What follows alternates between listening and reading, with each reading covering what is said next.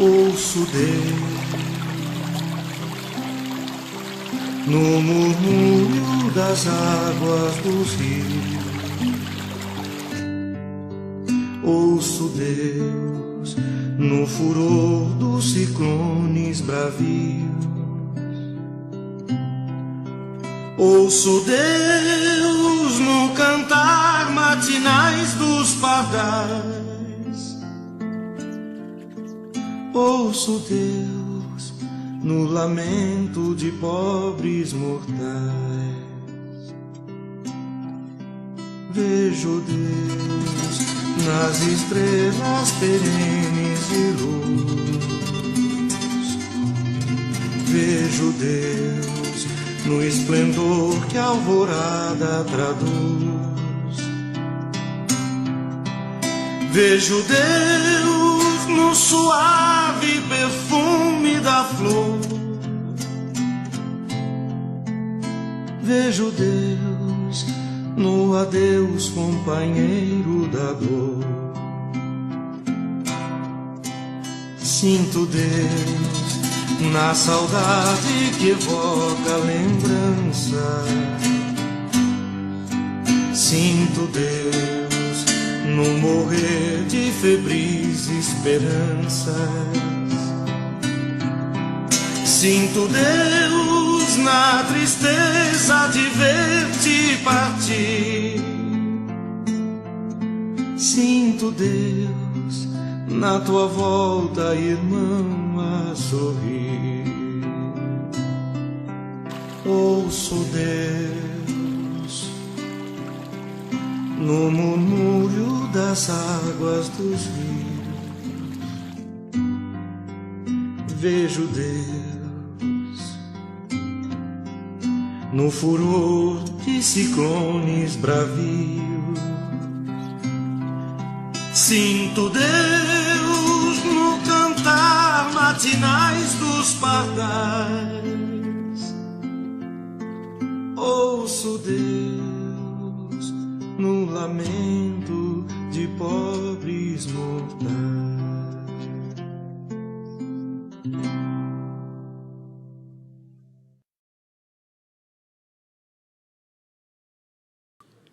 Queridos companheiros de união espiritual, agradecemos muito a participação de todos, que através desta união, uns com os outros, possamos nos fortalecer ainda mais e que saibamos, destes poucos momentos, recolher o alimento espiritual de que necessitamos para a nossa caminhada.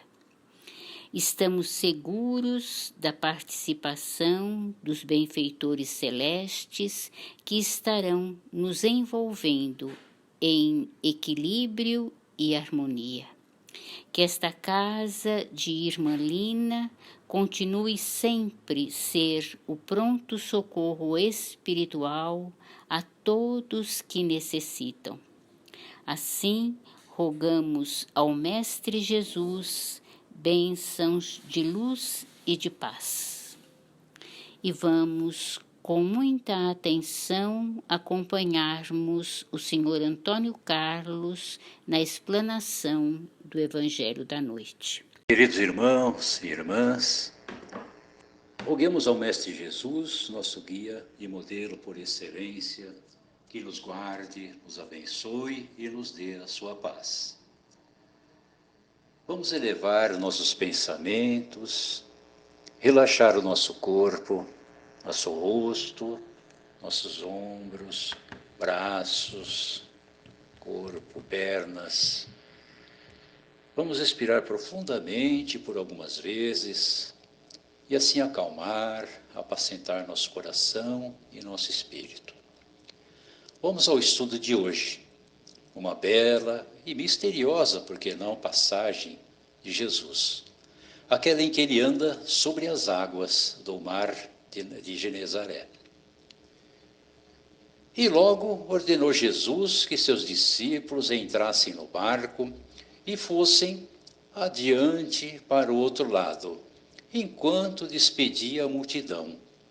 E, despedida a multidão, Jesus subiu ao monte para orar à parte. E, chegada já a tarde, estava ali só. E o barco estava já no meio do mar, açoitado pelas ondas e pelos ventos contrários. Mas, à quarta vigília da noite, dirigiu-se Jesus para eles, andando por cima do mar. E os discípulos, vendo andando sobre o mar, assustaram-se, dizendo: é um fantasma. Jesus, porém, lhes falou logo, dizendo: tende bom ânimo, sou eu, não temais. E respondeu-lhe Pedro, dizendo: Senhor, se és tu, manda-me ir ter contigo por cima das águas. E ele disse: vem. Mas, sentindo o vento forte, teve medo, começando a ir para o fundo. Clamou, dizendo: Senhor, salva-me. E logo Jesus, estendendo a mão, segurou e disse: homem de pouca fé, por que duvidaste? E, quando subiram ao barco, acalmou o vento e tudo se acalmou. Então aproximaram-se aqueles que estavam no barco, adoraram-no, dizendo: és verdadeiramente o Filho de Deus. E, tendo passado para o outro lado do lago, chegaram à terra de Genezaré. E, quando os homens daquele lugar o conheceram, mandaram por todas aquelas terras em redor e trouxeram-lhe todos os que estavam enfermos e rogavam-lhe que ao menos eles pudessem tocar a orla de sua roupa. E todos a que a tocaram ficaram salvos. Está no Evangelho de Mateus, capítulo 14, versículos de 22 a 36. As vigílias noturnas naquela época de Jesus significavam que a noite era dividida em 4 vigílias. E elas começavam às 18 horas e iam até às 6 da manhã. E como Jesus saiu por volta então da quarta vigília, isso estaria então entre as 4 e 6 da manhã. Portanto, Jesus provavelmente passou aquela noite orando. Jesus certamente, como ele mesmo afirmava, ele não veio aqui para derrogar as leis de Deus. Ou seja, quando ele falou, não vim aqui para destruir a lei, e sim cumpri-las. E Jesus produziu muitos fenômenos considerados milagres, e que nós sabemos que o Espiritismo, ele traz explicações para esses fenômenos. Portanto, Jesus, sem dúvida, não veio derrogar nenhuma das leis naturais que Deus criou. E podemos perceber que aí aconteceram 2 fenômenos. Um deles, é claro, Jesus caminhando sobre as águas. E o outro, o de acalmar os ventos, assim que ele subiu naquela embarcação. No primeiro caso, nós podemos pensar em 2 possibilidades, como nos diz o Espiritismo. Uma delas é que Jesus estaria em espírito andando sobre as águas enquanto seu corpo dormia. Ou seja, um fenômeno de desdobramento em que seu espírito teria saído do corpo e, claro, aparecendo assim para os seus discípulos. Enquanto o outro, pode-se dizer que houve realmente uma levitação. Ele teria levitado sobre as águas e assim, então, chegar até aquele barco. Quanto a acalmar os ventos, isso realmente não representaria nenhuma dificuldade para o mestre, uma vez que ele tinha controle sobre os elementos materiais e espirituais do planeta, Afinal, não nos esqueçamos que ele é o nosso governador, o governador espiritual do planeta. Portanto, ele tinha domínio perfeito sobre esses fenômenos, os fenômenos relacionados à natureza.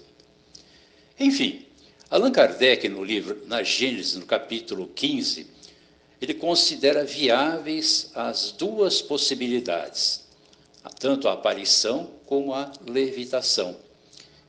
Já André Luiz, ele cita, no campo da fenomenologia física ou metapsíquica objetiva, identificamos em plena levitação, caminhando sobre as águas. E é citado no livro Mecanismos da Mediunidade, no capítulo 26, no item Divina Mediunidade. Bom, assim teria acontecido. Sem dúvida, Jesus pôde aparecer sobre a água como uma forma tangível, estando alhures, como diz ainda André Luiz, no seu corpo. Seu corpo então estaria distante e, no entanto, seu espírito ali aparecendo para os discípulos. Vamos lembrar um caso aqui no Brasil de Eurípides Barçanufo. Com ele era muito comum esse tipo de fenômeno. Enquanto ele estava na sala de aula com os alunos, enquanto os alunos desenvolviam uma atividade, algumas vezes ele debruçou-se ali sobre a sua mesa, entrou em sono profundo, e seu espírito foi atender pessoas que ele sabia necessitadas, como o caso daquela mulher em que ele chegou a realizar um parto, estando ali na escola o seu corpo. Isso foi comprovado porque enquanto ele estava nessa posição, chegou o marido ali apavorado, desesperado, buscando socorro. Os alunos presenciaram isso. E quando ele, acordado, disse, não, o parto já aconteceu. E tamanho foi o susto daquele homem quando ele chegou à sua casa e viu que realmente a situação estava resolvida. Ou seja, Eurípides, em desdobramento, foi até lá, em espírito, materializado, claro, realizou aquele parto e assim atendeu aquela mulher necessitada. Por outro lado, também pode ter sucedido que o seu corpo fosse sustentado, neutralizado a sua gravidade, pela mesma força fluídica que mantém no espaço uma mesa, sem qualquer ponto de apoio. Idêntico efeito também se produziu muitas vezes com os corpos humanos. A levitação dos santos, por exemplo, médiuns. O médium Mirabelli, por exemplo, era muito comum o fenômeno da levitação, enquanto ele entrava em profunda meditação, em profundo estado sonambúlico. Enfim, um fenômeno, como explica o Espiritismo, perfeitamente possível. E a aparição do espírito, independente de qualquer um desses fenômenos, é claro, ele percebeu a distância de onde ele estava, o perigo que os apóstolos estavam expostos. E é claro, na sua elevada bondade e amor, ele se deslocou até onde eles estavam para socorrê-los, ou levitando, ou então em espírito, em aparição, de qualquer forma. Ele, através da sua dupla vista, capacidade de Jesus entre as suas inúmeras mediunidades, ele anteveu, ele conseguiu à distância perceber aquela cena dos seus apóstolos em desespero, naquela tempestade, e mesmo correndo risco. E claro, Jesus não permitiria que isso acontecesse com seus discípulos amados. Aí então ele foi lá e tanto faz. Nós estamos aqui tentando imaginar com os conhecimentos espíritas de que maneira isso poderia ter acontecido. E não só na literatura espírita, como a própria Igreja Católica, também ela narra de casos de médiuns, profetas, de santos que se elevaram no ar ou levitaram em ambientes até fechados, dentro de templos ou em ambientes ao ar livre. Então não é um fenômeno tão desconhecido assim. E é claro, os discípulos vendo aquele suposto fantasma deslizando sobre as águas, É claro que eles se assustaram. E mesmo sabendo de tantos prodígios de Jesus, aquela imagem realmente lhes trouxe medo naquela situação, que já estavam nervosos, preocupados com aquele mar bravio e juntando-se esse fenômeno, é claro, ficaram apavorados. E, na verdade, eles deveriam, claro, eles teriam condições de pensar, bom, é claro que é mais um daqueles tantos milagres que Jesus produziu. Porque quando eles saíram, foram mandados por Jesus para ir ao outro lado do lago, naquele mesmo dia aconteceram tantos milagres de Jesus, as suas pregações, e um deles, que está nos evangelhos, que antecedeu essa passagem, foi justamente o da multiplicação dos pães e dos peixes. Portanto, eles já estavam acostumados com aqueles prodígios de Jesus. Mas é claro, como disse, aquele conjunto, toda aquela cena acontecida ali, mar bravio, a escuridão, toda aquela situação, e eles vendo aquele homem caminhando, e talvez não tenham distinguido ali a figura de Jesus, isso causou realmente pavor. E assim, Pedro, duvidando até, por isso que ele perguntou, se és tu, manda-me ir até ti, até onde tu estás. Da mesma forma que Jesus estava fazendo, por cima das águas. E Jesus responde prontamente a ele, vem ter comigo. Enfim, Jesus o chamou. E cabia a ele, claro, cabia a ele, claro, ter fé, acreditar, confiança em Jesus. E, no entanto, assim também somos nós.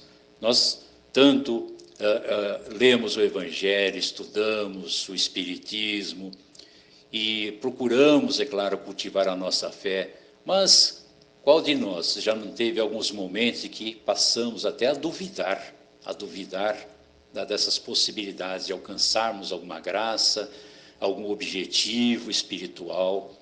Enfim, somos seres humanos. E como aqueles discípulos assustados no meio daquele mar, em meio às tempestades, também somos nós. Nós também temos os nossos momentos de desconfiança, pavor e medo, como teve Pedro.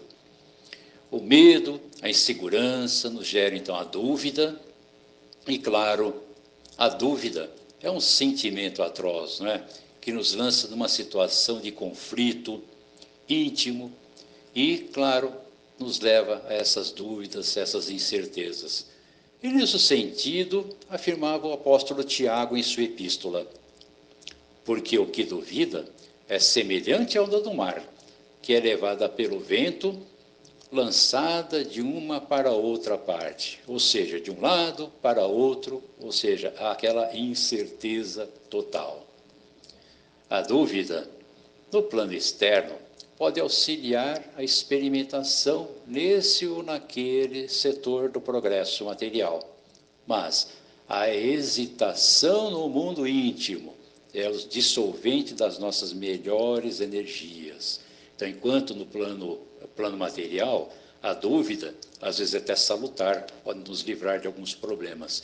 Mas no nosso íntimo, no nosso espírito, ali na nossa mente, realmente pode ser desastrosa. Precisamos realmente melhorar a nossa fé.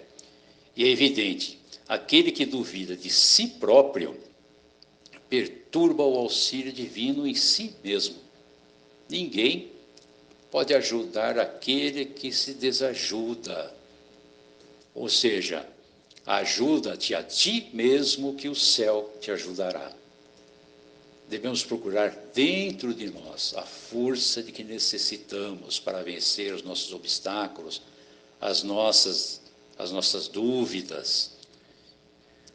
Confiando ou desconfiando, Pedro obedeceu à ordem de Jesus e foi caminhando até ele. E na dúvida que ele teve em si próprio, não no que dizia Jesus ou que ordenou Jesus. E é claro que faltou-lhe fé, não no mestre, mas em si próprio. E assim somos nós, como já disse, no nosso dia a dia. Às vezes, algumas dificuldades nos trazem enormes dúvidas quanto ao futuro, como na situação em que estamos passando nesse momento. O que será de nós? Mas tenhamos fé sempre, como Pedro, que estava caminhando sobre as águas, confiou sim em Jesus, pois senão ele não teria saído do barco e ido na direção dele. Só que o primeiro ventinho, a primeira turbulência da água que ele sentiu naquele momento, foi o suficiente para desequilibrá-lo e levar então a afundar. E assim somos nós. Na nossa caminhada, ventos, tempestades, ondas às vezes vêm em nossa vida e nós desanimamos daquele momento, colocamos em xeque a nossa fé. E é justamente aí que nós precisamos trazer à nossa mente a imagem de Jesus, lembrando aquilo que ele nos prometeu. Nos disse: vinde a mim, vós que estáis cansados e sobrecarregados, que eu vos aliviarei. Portanto, irmãos, tenhais fé, vamos acreditar. Essa turbulência, essa tempestade, esses ventos fortes que estamos atravessando no momento, são exatamente para isso, para, como Pedro, testar a nossa fé. E Jesus está ali, bem diante de nós, a um passo. Basta que estendamos a nossa mão e Ele certamente vai segurá-la e nos livrar de afundarmos em nossas dúvidas, nossas desconfianças, nossas inseguranças, na nossa pouca fé. Que Ele nos guarde, nos abençoe, hoje e sempre. Que assim seja. Queridos irmãos, nesse momento, vamos elevar nossos pensamentos ao Pai e ao Mestre Jesus, rogando que nos envolva com sua luz de paz, de amor e de proteção, atentando para os espíritos sofredores que necessitam também de suas preces, rogando ao Pai e ao Mestre Jesus por esse momento difícil que nós estamos passando, que nos dê forças, resignação e a plena confiança de que isto também vai passar. Roguemos a eles que também envolvam o nosso planeta com essa luz maravilhosa, essa luz purificadora de vibrações que possam afastar de nosso planeta essas dores, esses sofrimentos, esses miasmas, essas vibrações negativas que estão sendo implementadas por esse vírus terrível. Que os homens consigam em breve tempo encontrar uma solução que venha salvar vidas e a prevenir essa doença.